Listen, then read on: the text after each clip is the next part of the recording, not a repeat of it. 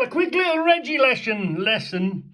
I saw this come in the post. I saw the registration. I thought, oh, that's insurance money. No, it's tax back. That's the check from the tax back. So, okay. So I opened the next envelope, and what was there? That's part of the payment towards the wing. That's the third-party insurance. That check's arrived. So they've scrapped it off. They give a scrap value. This is a separate check, apparently. Well, anyway, Debbie's been chasing. These people don't like parting with their money, which is fair enough. Sometimes you have to just hassle them. Well, anyway, Debbie did get in contact. Oh, well, we haven't had the documents. So anyway, we said, oh, yes, you have had the documents. It's well worth doing due diligence. There we are, the registration. One envelope containing, and he wasn't mad keen, but he had no reason not to.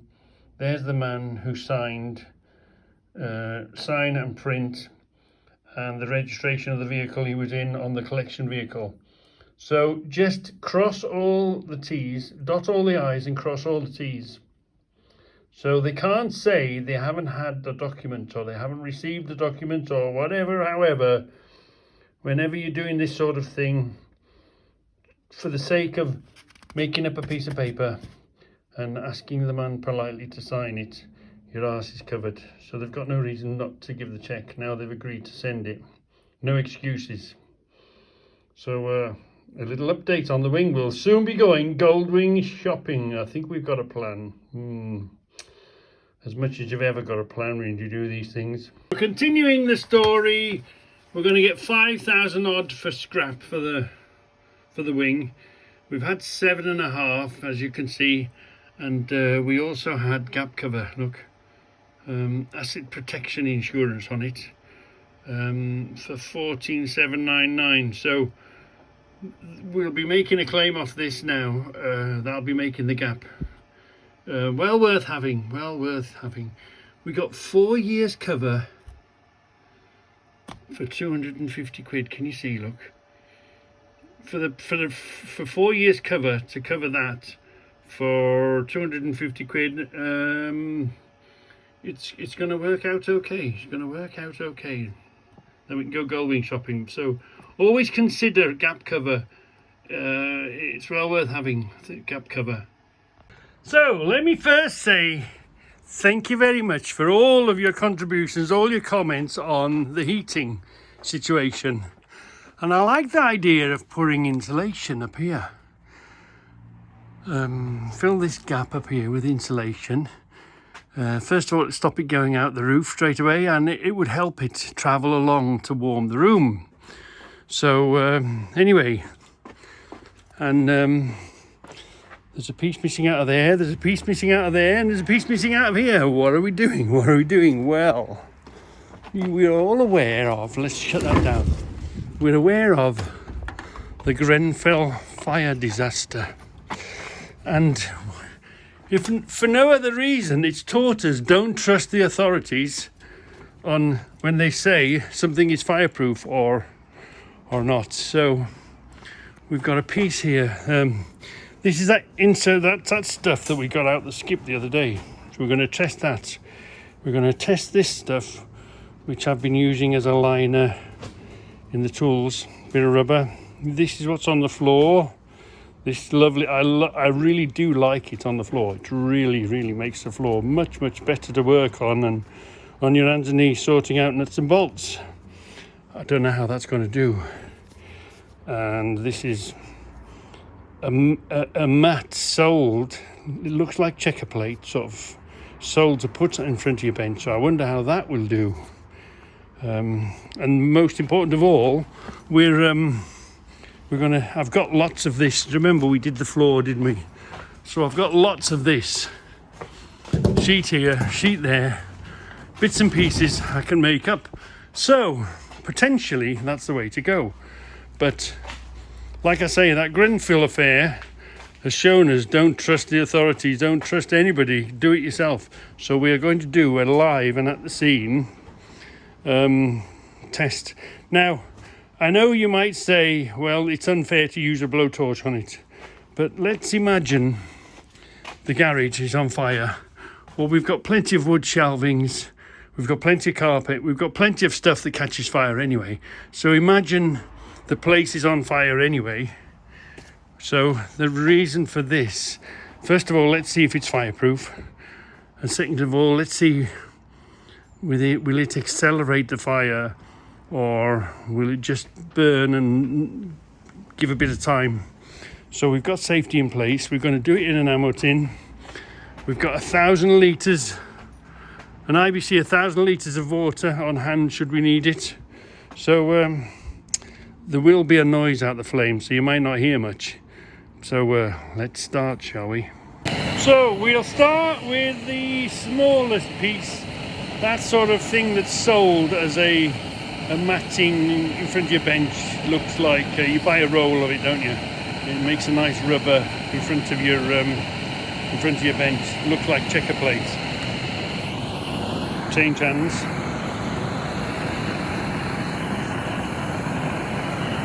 There you are. Can you see it? What's that doing? The flames hit it.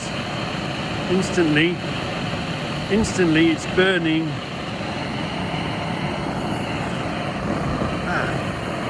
There you are. That catches fire. So that's, which we sort of knew. This will be interesting. How's this going to do? How is this going to do, this thick stuff? I guess it's much the same, just as dangerous. There again, look. Just as dangerous. We knew that. We've put it on bonfires. It's made big black smoke. Okay, look at that. Down there, still. Now that is sold as a matting in front of your bench in a roll. You buy from somewhere like Machine Mart or whatever. I guess this will do the same. Let's try this. Yeah, much of the muchness. Much of the same stuff. Which we sort of knew and suspected that, didn't we? Now this is, yeah, this is what we picked. This is the roll of stuff that we picked up. I guess it's much of a muchness. Yeah, that's the same again. That'll just burn on its own. It'll add to the fire. This is that big stuff. Remember we got out the skip the other day? We've been using. Let's give that a bit of a look. That's going to go. That's the same. That's not going to save you. That's going to add to the fire, which we sort of know. We're aware of it. So you wouldn't put that anywhere near or above the heater or whatever. So here comes the big test. This is the insulation. This is the stuff we put under the floor. So it's under the floor and it's not spongy like that lot. Look at that, still burning. This is this solid stuff. So let's try the aluminium first, covering. That's gone straight away, and this is burning straight away, look. Look at that. And it's sustaining the heat, isn't it? I'm not adding any heat to it. That is growing. Let's put it there. Let's put a bit more flame to it. Right. Let's just see if it'll keep itself going. Turn the gas off.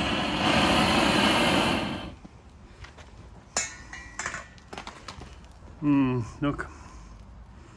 So what I'm saying is, if you had a welding spark, I know about them. I watch them. I've got loads of holes in my thing. If a welding spark hits them, you've got to be on top of it. That's put itself out. Shall we give that a bit more abuse, shall we? Let me fire up the... Oh, let's put it there. Let's put it in there. Let's see how it burns. Let's see what it does. I don't know if the manufacturer meant to have it not burn or whatever. Let's see how it holds up. Does it hold up, let's say, as good as a piece of wood might? You know, does this burn like a piece of wood burns? I don't know. It would probably, I'm thinking it would hold its own when it comes up to, say, if that was a piece of wood, that same thickness, dry one, you know, because it's inside the building, so we won't use a wet bit of wood. But it's, I would say that's pretty good, you know. Obviously we don't mean for it to catch fire, but this stuff that I happens to have, which is the floor stuff, let's give that a wetting. Let's kill that. Let's just kill that for a minute. What is it? What? Can you see the name on that? What is that? It's got a number on it. So, shall I put it above a heat source? Shall I put it above a heat source?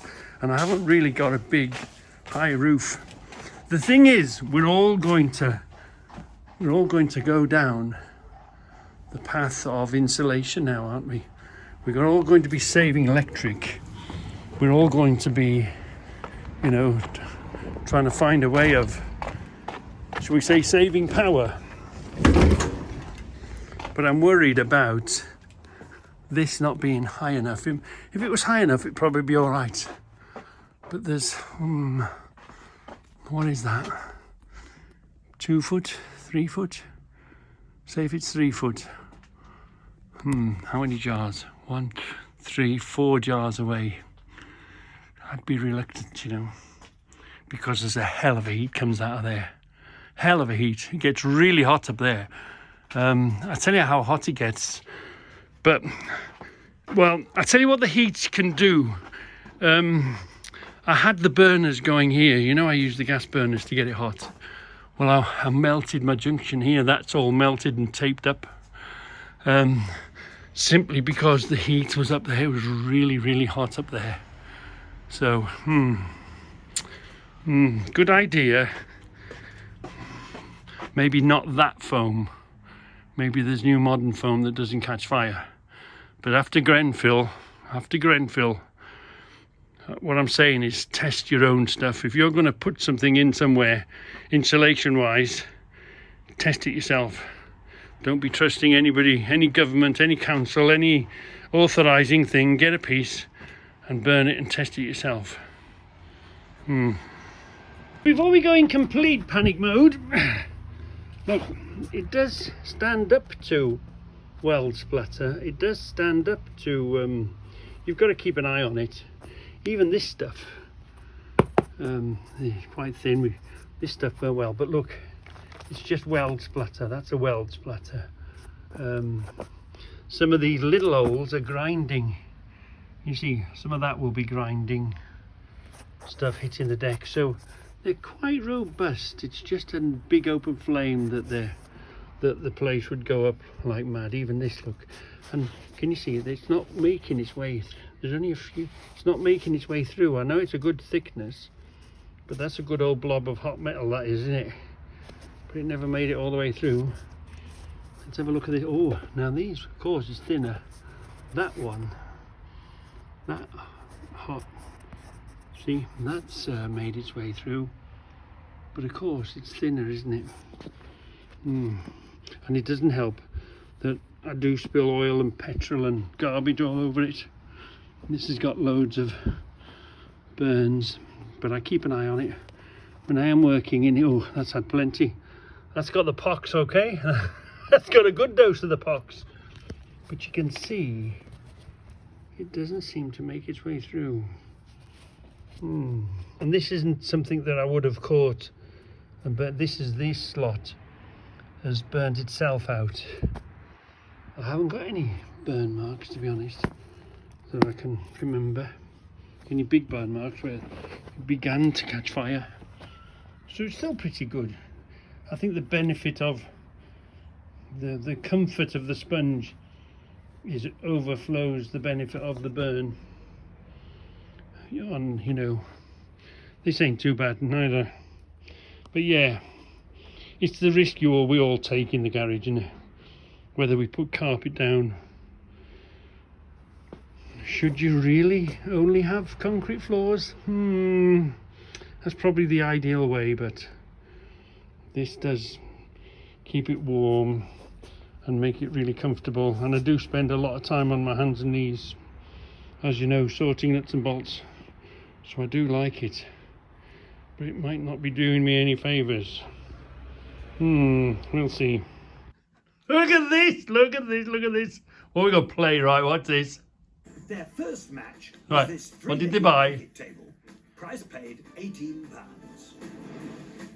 They met my handmade challenge with a pair of Victorian sugarcane cutters, a snip at £29. 29 quid! They spent big on this set of Let's see what it sells for. £100. So here we go. Challenge was to buy a handmade item, and they bought these Georgian, possibly early Victorian, steel sugar cutters. They're a good thing, aren't they? They're not bad, yeah. I mean, they were used to cut sugar cones up before they had granulated sugar. Yes, but they're not complete, are they? No, unfortunately, the little clasp at the end is broken, but it has got the mainspring on it, which is sometimes missing on these. Good. I think they're only going to sell for about £10 to £20. Paid 29, so Right. Well, they're big. Your challenge was to buy a handmade item, and you bought the sugar cutters. Yeah. Cost £29. Here they are. £5 I'm only bid. At £5 and I can sell it at this figure. £10 I'm looking for to continue. At £10 on the front row now. Oh at dear. £10 on bid, 15 I'm looking for. At £10 bid, I'm going to sell if you're happy at £10. That's a loss of £19. Steady on you two. Add that to 3. You're only down 22. Here come your scale. So here we are, before I learned to turn the camera, but obviously I haven't learned well enough. Yeah, we're going a few bits up. I think it was September. You wanted £6, I give him a £5. And I didn't know if it said the year. Everything else was a quid each. He wanted £1 each for these. I said 50p. Yeah, quid each. I paid for them. How much there? I said there's 4 quid worth. He says here's a £5. So they've got to be worth just over 50p each. I don't know why, but I picked up these tongs. Yeah, I would have paid a quid each. Tongs ready to be. They're cold tongs, aren't they? And I say this is a cold tongue as well, picking up lumps of coal to put them on the fire, I'd say. This, it's quite a nice decoration in it. I'm sneaky feeling this could be something like toffee cutters. I thought they were toffee cutters, yeah, but they're sugar cutters. Yeah, but But quite still, a nice decoration. nevertheless, that was published in September 12, look. 12th of September. It didn't say year. When did we go to Scarborough? Wasn't last year? Was it the year before? It was like what was it called? Lockdown year, wasn't it? It was the year after lockdown. So anyway, yeah. So okay, they only made a tenner. The guy was asking 35. He knocked them down to 29, and they sold for a tenner. Well, where are you going to turn your pound into £10 in a year or two? So old tools are worth picking up, because everything only gets dearer, doesn't it? Only gets dearer. Here we are, look. It's great because it tells you when you did it. That was a year ago.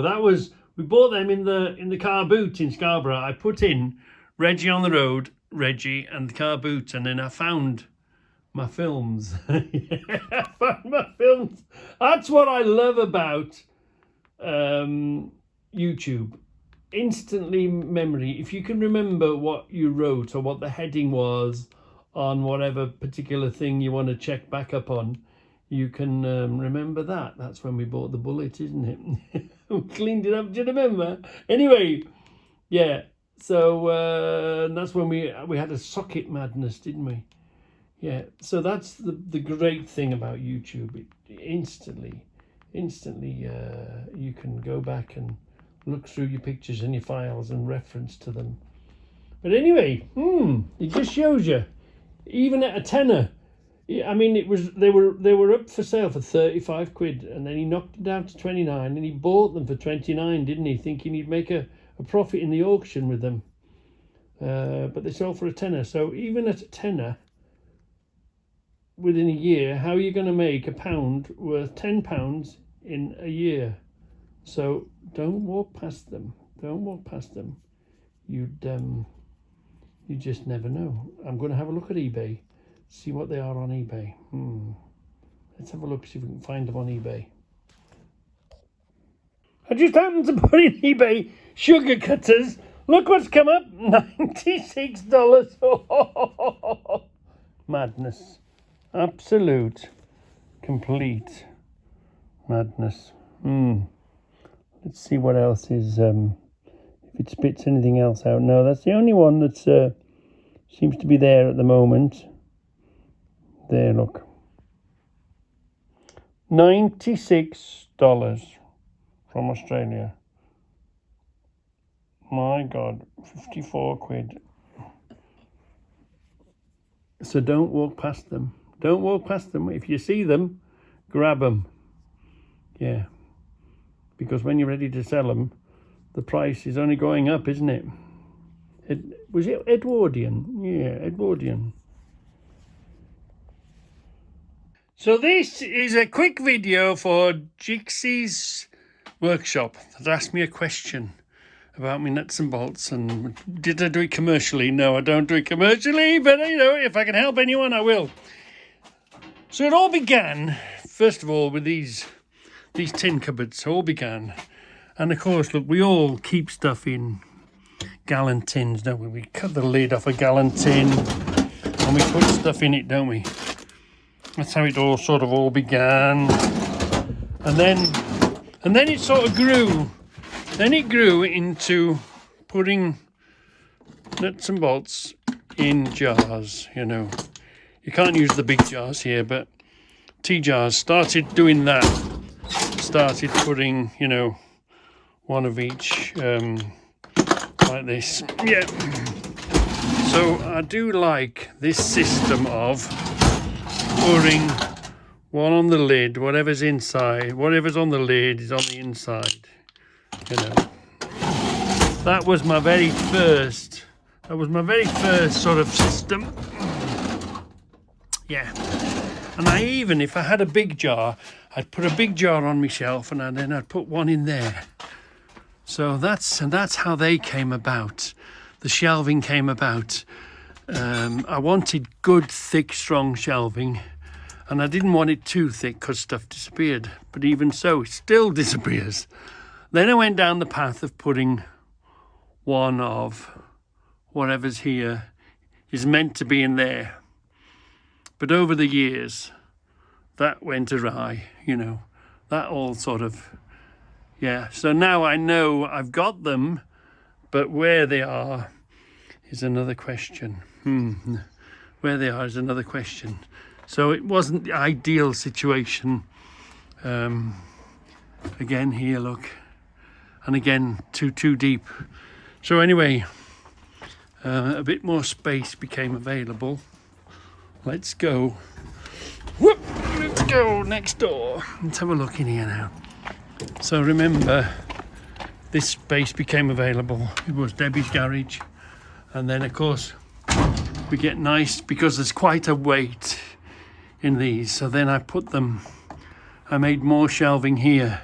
And now this is ideal. This is my perfect shelving, one deep, all around the walls, so you can see.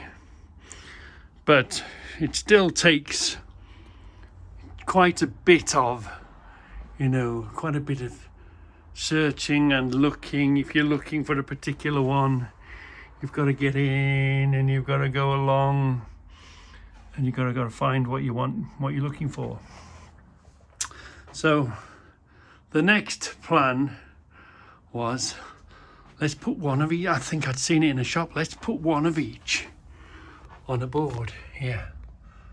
Let's put one of each on a board, separate out the space, A, B, C. A, and then B. And then over here is C, you see. C.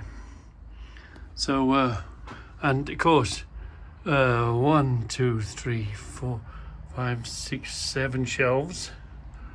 1, 2, 3, 4, 5, 6, 7 shelves.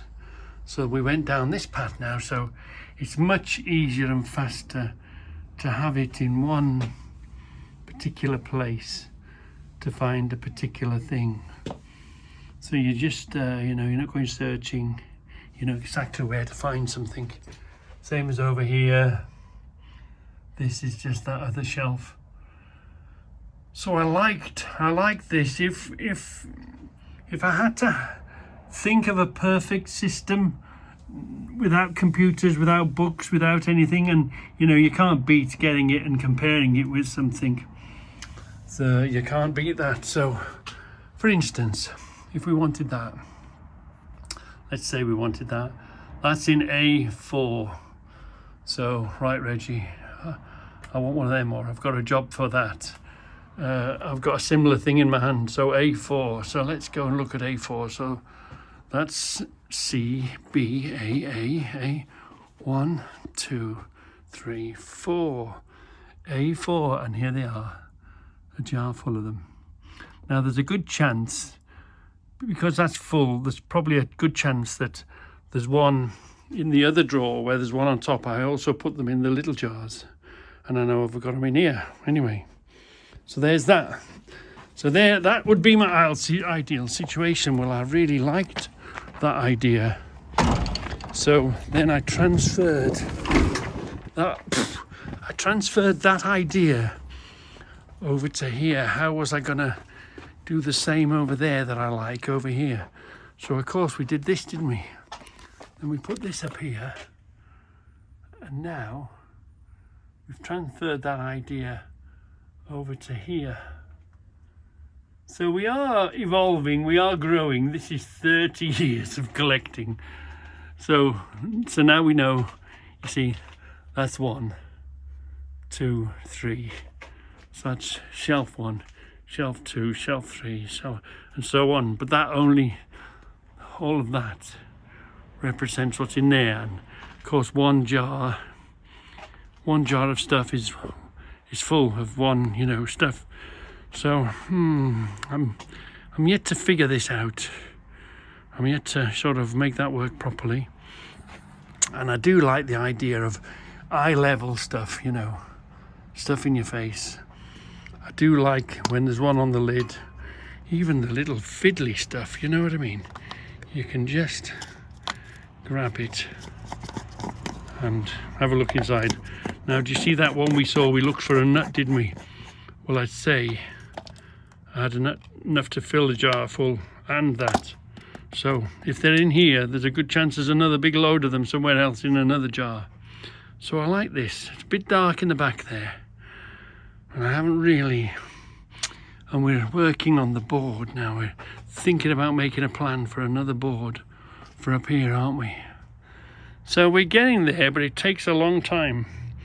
And everything you see here now represents 30 years of picking stuff up, buying them from the car boot, friends bringing me stuff. Reggie, I've got these. Reggie, this was on the floor. Of all sorts. Everybody knows I'm nuts and bolts mad. And I like to, and I like to supply, or I like to think if somebody's really, really stuck for something, a little bit special, little particular, where would you go? Where would you, if I sent you for one of those, or some of them, or, you know, I like to think, or I like to collect stuff that I've not seen of before. And obviously I've got stuff here that are in the trays, and we've put a light. The light works now. We've put them in the smaller stuff we keep here. We keep all the smaller stuff in all of these, or not only smaller stuff, but a smaller amount, you know, because sometimes I've only got a little bag of something, a little handful of something. But for instance, if I told you to go and find that, what is it and where did it come from? I don't know. tell you what, there is something down here that I did help someone out on, and I was very pleased about it.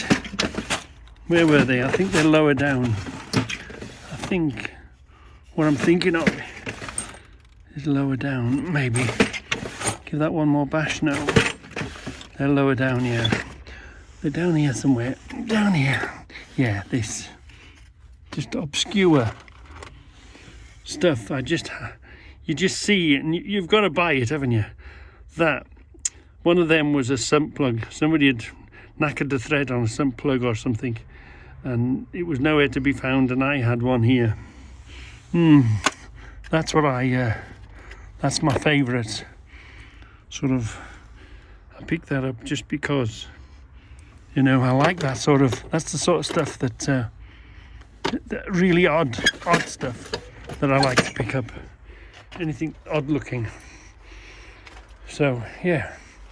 So I've got stuff everywhere, in every cupboard, and it's not all yet filed and sorted yet. So I've got a long way to go, but I'm improving all the time. I'm improving. Doesn't matter what you open, there'll be some nuts and bolts somewhere. But yeah, we're getting on it. We're you know, I think we're making progress. We're beginning to make progress. And of course, the old system is, if you hear all the time, then you know where something is because you've picked it up or you've moved it or you've been looking for something and you've seen it. But unfortunately, I've got to the stage now where there's just way too much stuff here to try and find it. It's a nightmare if trying to find a particular one. So we're getting there, but there's 30 years of collecting and messing about and loving nuts and bolts. They're even, you know, they're up in the rafters. They're everywhere. Wherever they are, and there is a lot of YTBS yet to be sorted. So I've still got lots and lots of jars. This is the YTBS. Lots and lots of jars yet to be sorted. So, you know, Town likes to find me stuff that we can't find anywhere. Yeah, right? Well, he's found me these two. Now, what the hell is this? There's a socket there, a bit. It ratchets, but it seemed to only want to ratchet one way. It doesn't swap over. This comes out of it, but it's basically only a thread. The only thing I can tell you about this, it's a machine thread. It's an Acme thread, isn't it? Or a box thread. So that's a substantial bit of threading on there. But what the... See this tip? Is it part of some other kit or something? And obviously the man said, this is mine, keep your fingers off it. And then this one with faint name. C and J, no, G and J. H Limited. Oh, 1955. Can you see that? G and J H Limited. There's Limited. 1955. Patent. British registration. And this don't have a socket end to it. What the hell is that? What's that, Tom? What on earth is that? Let's get this thread. Again, it's got a substantial thread on it. And it's got this, if you go halfway down, that's just a thread to the end, that is.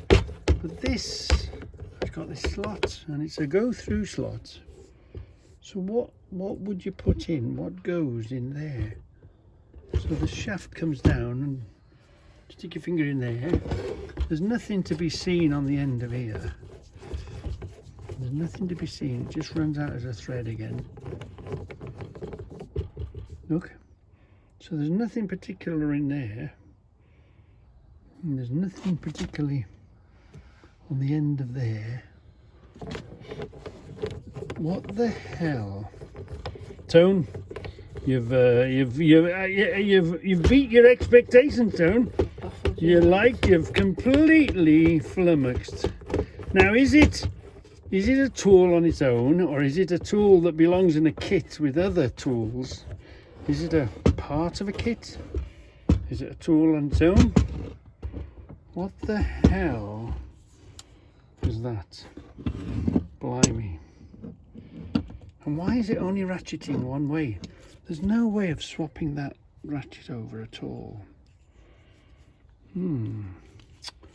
What's that all about? Oh, you've got me, Tone. You've absolutely got me. What's that then, boys? What the hell are they? Look at this then. Millennium.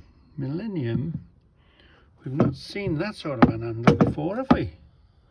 Clamps in here, but that clamps down as well, so I'd say, is that a pipe threading? What's the sort of age are we looking at? 31. What the hell does that measurement mean? Something? Does that indicate an age? Why screw that in there and in here? Look at that. That's the sort of locking tab. That I'd say that's got some age on it, you know, Tone. Yeah, man. That's a millennium die, but yeah, is that the funny? Millennium, you think is 2000, isn't it? Yeah. Was that a millennium? that's millennium. It's a millennium die, but I've never ever Seen a freaking die holder like that. that's no. With A die wrench. this tightens and that tightens. Yeah, So that tightens this. Why would that want to? because you've already got that holding the die in, yeah. Yeah. Them are holding the die in. All right, that's holding it, stopping it turning. It's twisting that round, tightens yeah. it right up, and that opens it. But wow, Tone. There's nothing on there. Nothing on there. It ain't been made up, it ain't been welded or nothing, because you can see it's proper. Yeah, it's not a homemade one, It's is not it? an homemade one or a broken one. No, you'd think, yeah, you. That's not. That, I don't. No, that's not. You know, some tools, you know, the engineers made them, innit? That's not homemade. No, it ain't. Lisa. So, can anybody Chinese. give us a date on that in a Oh minute? my God, the date on that. It only says millennium. But that's only the die, so you could put any die in that. Of course, yeah. But how old is the That wrench? handle. Wow. But the thing is, the older they are, they have a feel. They have a, you know, they have a style on their own about them, don't they? You We've know. had some going back to the 1800s, eh, we? But where can Yeah. I've never ever. I must have had 200 or 300 sets. But not come across that handle before. No, never Blimey. ever come across one of them. Do you remember last time I gave Tone a visit? This was in a poor, you know, been in the roof for many years. And look, it's can you see? Tone has saved it from the butcher, because I would have just put it on the wire wheel, and the wire wheel would have knackered all that wood up. Wouldn't have left the wood in such good nick. Kept it, but by doing it by hand, as what Tone does, it's kept it, and it. Ooh, that's a beauty. I do like that. Ooh, and what's that on it? What's that coating and stuff you put on it, Tone? A German oil. It's quite sticky. It's quite. Hang on. It's quite Worth. sticky, and it's worth. Yeah. Worth 2,000. Everything gets sprayed with worth 2,000, and it's not like you know your usual sort of oil. It's quite a sticky oil. It makes everything look really nice. Worth 2,000. Good stuff. Need some more, Tone. That's Got a tin somewhere up the you've back. got plenty in the stores. I've got one tin left. Well, when you buy it now, well, anything you've got to buy 10 of them, because you don't know it's only going to go up in it. Yeah. If you find what you use a goodly amount, you need to buy a lifetime supply. That's replaced me WD-40. Yeah, because it's cheaper, isn't it? Yeah. It's the way. That is 250 a tin. 520, 400 mil. 400 mil, yeah. And that's only 250 a tin. Yeah. And it does the job of WD-40. That's gone up to £6 now, isn't it? WD? No, yeah. 7, I think. Yeah, mad. Yeah, so if you've got your favourite stuff, you better go out and go back to where you bought it from and buy a lifetime supply. That's it. So we saw this arrive. We saw it when Tone got it, didn't we? And it's a snail brand. So, why would I want a snail brand one particularly? Well, let's have a look. Because I have got in here somewhere another one. In here. We should have... Hold on, let me just go and get my glasses. Hold on. Okay, I'm back. Snail, here we are. Look, we've got some snails here. So, this now, does this make me a snail brand collector now? What have we got up here? This is snail brand. Look, that's a snail brand. Yeah. This is a snail brand. Is this a snail brand? Yeah, this is a snail brand. Look. That's a snail brand. What else did we have? Did we have another? I seem to recall. No, we had some more snail somewhere. What's that? No, it wasn't that one. That's. We've got that snail, right? Let's leave that there for a minute. We've got some eagle. There's quite a lot of eagle around. There was another one. What was the other one? Eagle. Shelly. No, not there. Right, okay. What else are we looking? Oh, not the knives, right? Oh, these are the screwdrivers, yeah. King Dick in there. What's Gordon in there? I don't think there was much. No, there wasn't much in there. Have a look. What was this? Lost in. No, these were those. Yeah. Hold on. We're looking for snail brand. I seem to remember we've got more snail brand somewhere. What are these? That's a snail there, look. What's this one? Is that a snail brand? That looks like a snail brand.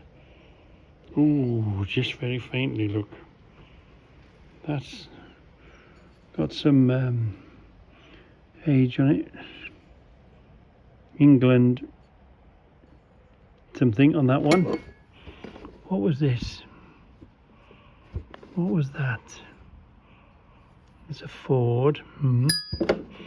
What was in here? No. I seem to remember we've got some more snail somewhere. Keep looking, keep searching. No, brick's all big stuff. Yeah, that's all brick stuff as well. Did we check this out? So we checked that out, didn't we? What about this lot? No, we checked this lot out. Oh yeah, this is snail, look. That's the snail brand as well. What was this one? Oh yeah, that's a snail brand. Can you see? That's a snail brand, yeah. And that's a snail brand. So, I think we are becoming, what's in here? Blue Point, Eagle brand, yeah. Eagle brand, Austin again.